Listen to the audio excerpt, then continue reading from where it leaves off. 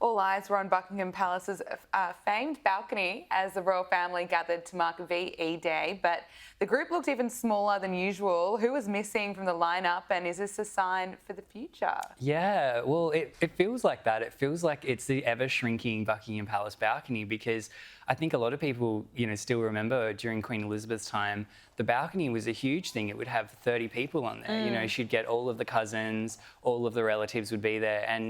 And since King Charles has taken the throne, he really has slimmed it down. He basically cut it back to core working royals. So that was only about a dozen people. But on VE Day, it was even smaller than usual. We didn't have the Duke and Duchess of Gloucester, who were working royals. They weren't there.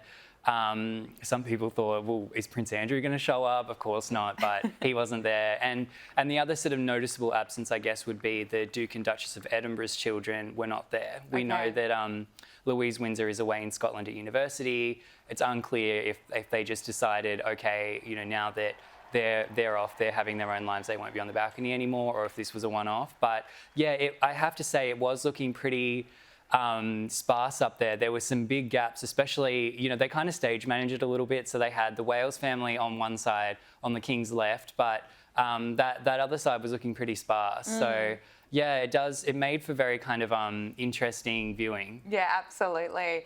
Princess Beatrice and Eugenie have opened up about their upbringings in a rare podcast interview. What did the royals have to say, and why are some fans convinced they snubbed Meghan Markle? Yeah, well, this is quite a funny one. So Beatrice and Eugenie are good in the sense that they don't really talk about their personal lives. They don't cash in. They could. I mean, technically, there's nothing stopping Beatrice and Eugenie from doing what Meghan and Harry have done, selling books, going on TV, doing all of these things, but they've never done that.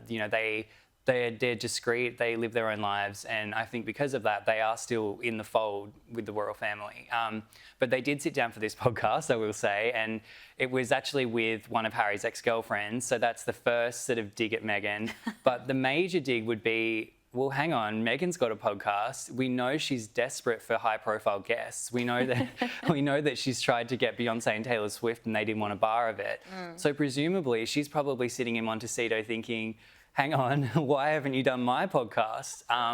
Imagine that. Yeah, so very interesting. But it was a great interview. They really paid tribute actually to their mother, the Duchess of York. And I think that there's probably some truth in that. I think Fergie being quite a down-to-earth person, very earthy, I think that is maybe why they are quite normal people, because if you think about it, growing up in the royal family is extraordinary circumstances, but I do think that Fergie was really the one that has kind of guided them and given them a bit of normalcy. So yeah, it was very interesting to listen to.